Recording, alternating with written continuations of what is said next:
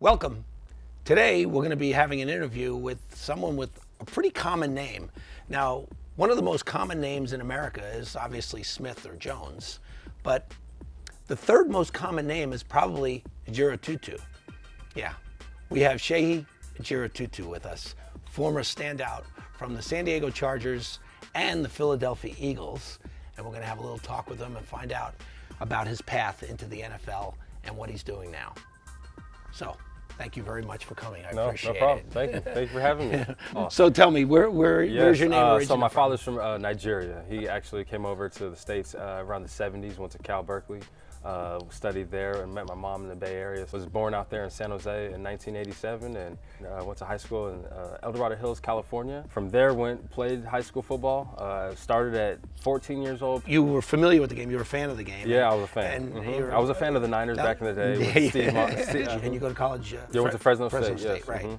And do you get discovered as a football player there? Yes. You're playing. Are you a wide receiver at Fresno? Yeah, I was a wide receiver at Fresno State. Actually, in high school, I played safety. Wasn't really playing receiver. Playing defense. Exactly. I got a scholarship to go to Fresno State. Coach Hill came and recruited me in Sacramento.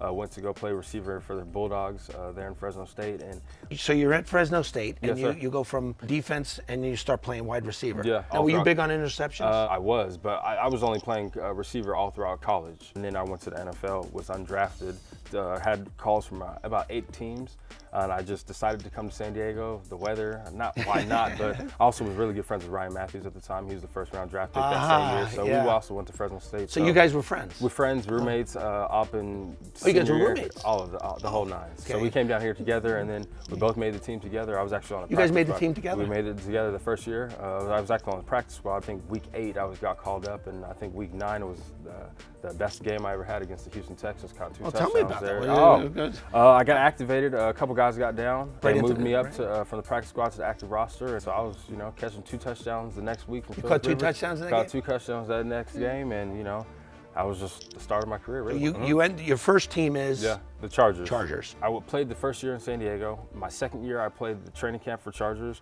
Got cut after the training camp because I didn't make the final roster. But Coach Rivera, he was a defensive coordinator the year before, was in Carolina, brought me out there. Went out there, played the full year. What year was Carolina? 2011. 2011. So Carolina. that was when Carolina was on the upswing. That was Cam Newton's first year. Right. I was out there. It was a great time out there. Yeah, it was a great time. That's my guy. So what happens in Carolina? I was out there in Carolina, was doing good things. Didn't make the team, came back to San Diego. I mean, I established a relationship with the coaching staff, everything like that. One of the receivers went down, so they called me.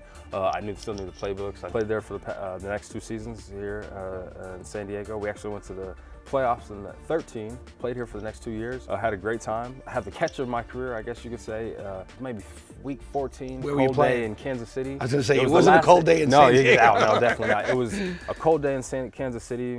24 seconds left of the game. Phillip Rivers throws the ball at the sideline, come down with the catch, win the game. Literally the best catch I had in my career. Yeah, I was here for my 4th and 5th season here in San Diego, and then my 6th season I went to Philadelphia. So you get there, and how does it go? First week of the season, got a concussion in Atlanta. Went out, tried to brace my fall, subluxed my arm. Terrible. Hyperextended it? Hyperextended my elbow. Was out another week. Once you sustain that one injury, Jack, in that 1 year. All of a sudden, you're mortal. Just the elbow, come on, it's a little thing. It's the worst injury you had. You're out for 2 weeks, but you come back. Finished the season out there in Philadelphia, but we were 8-8. Obviously less than expectations dictated, but I had a great season, really, but knew that. Well, I got to tell the audience out there, the reason Seyi and I met was because when he was in Philadelphia, they gave the team shirts. That now I had done a stage show called 12 Angry Men based on the classic movie, and he was wearing a shirt that he had gotten in Philadelphia that said 53 Angry Men, and the number 53 only resonates in football. And I was like, okay, what's the deal here? And he explained that he got it when he was playing for the Eagles. So that was kind of the joke here with us with 53 angry men in Philadelphia. Like they don't hand those out in San Diego. It's like 53 tan men. Exactly, right. Everybody's getting the sun on them. So you finish out the season. This is your 6th season. Finished my 6th and season. what happens? Finished my 6th season. So now it was that time when I could think to go to year 7 or sit there and call it a career. Well, you have your degree. I had my degree. Right. I also had a business where I started in season 2 with a couple guys. So it was just decision time for me that I had to figure out, and I decided to step away from the game of football Now, because. Let me ask you something. Most people think football players, all football players, make a truckload of money at a time. And you know, they think that about actors, they think that, but the truth of the matter is, you know, they're businessmen and they're only paying what they have to pay. Yeah. And I mean, when you get done with football, you're not set for life. No. Kids that look up to football players have to realize it's about a 3-year career. So you did the right thing. You got your degree. I had my degree. And you got your safety net. I had my safety net. I knew with the calculated risk, faith, and trust in myself that I would be fine, and I still am fine. I read it even this morning. A study that professional athletes after 2 years in the league, or 2 years removed from the league, go broke. And right. Happy to say I'm 2 years removed from the league and I'm not going broke. No, if they give you a $10 million contract, first of all, now you're in the 50% tax bracket. Yes. So a $10 million contract is $5 million. If you have a $10 million contract, you have half. You're left with half. Taxes, agent. Let me ask you something. We're going to wrap this up with a lightning round. Okay, I'm going to hit you with some questions I put together here. Okay. Don't peek. All right. Okay. I'll hit you with questions and you go answer them as fully as you want, as truthfully as you want. And if you want to pass, this isn't a game show. You could just pass if you want, okay? Most competitive coach during your playing days? Now, I would say Keith Williams. He was my receiver coach my senior year in college. Brought that fire, brought it as a coach. You're supposed to bring the most out of your player. He got the most out of me and also the teammates around me. Toughest fans for a visiting team? Toughest fans are Raider fans. Just being in San Diego, the Black Hole, I wouldn't say it's the toughest place to play, but those are the toughest fans. Best teammate in your career? Malcolm Floyd, Ryan Matthews. Now, they both have great reputations of being good teammates. Those two guys. Just from playing with him for so long, for so many years, I would say he was the best back I've ever seen in my life. Really? Play, at least. I haven't seen LT run. I just haven't. I've seen Ryan playing run. I've seen it. Greatest NFL game ever played? This past Super Bowl. At halftime, I guess it was 28-0 or whatever the case may be. 28-3. 28-3. I gave somebody $20 because I said, oh, the Patriots aren't coming back. The guy took my money and left. Patriots come back and win. I said, hey, man, I need my money back. Now you want to know something? We're actually doing this at a friend of mine's home who's a huge Patriots fan, but he actually has a reproduction of the scoreboard of when it was 28-3. Oh, man. I'm not joking. Wow. You know, Troy, do you have that? Craziest thing about that also. Come around right here. The craziest thing about that also is last year Atlanta gave me a call to come out there and play, and I turned them down, actually. Atlanta asked you to, and you could have been playing in the Super Bowl. Oh, wow. Turned them down. Yeah, come forward a little bit, because you want to get to the camera. We're going to this one. Did you get it? Yeah. Yeah. So he's actually got that moment. And I remember saying down 25.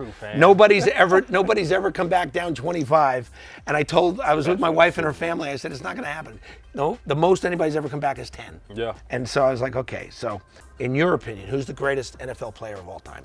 I would say Peyton Manning. Rings aside, you think it's Peyton Manning? Peyton Manning. I would say Peyton Manning. Greatest player of all time. Greatest player of all time. Just because of what he's done. I just give Peyton the edge just by what he's done and how he's basically brought value to the game. Just the running the offense in Indy is just. He's such a surgeon out there. He really is. So your favorite team growing up was the Niners. The Niners, yes, sir. And then you kept that loyalty? No, I can't really say I'm a fan of teams. I more so just watch the game. You're a fan of football. I'm a fan of football. I just more so watch the game. I'm always going to be a fan of football. Well, I mean, you're young. Yeah. But I'll tell you, there used to be a team here in San Diego. Yeah. Professional team. Once upon a time ago. Long time ago, yeah. They're gone, long gone. They went up to 5. Okay.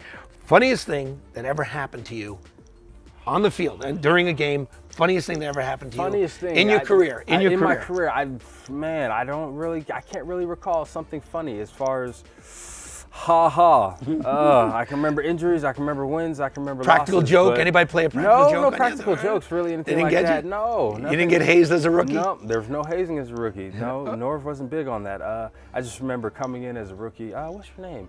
My name's Shade. What the fuck is now we're calling you Tutu. Your name is Tutu. Tutu. All right. Jiro Tutu. Jiro Tutu. No. Your name's Tutu.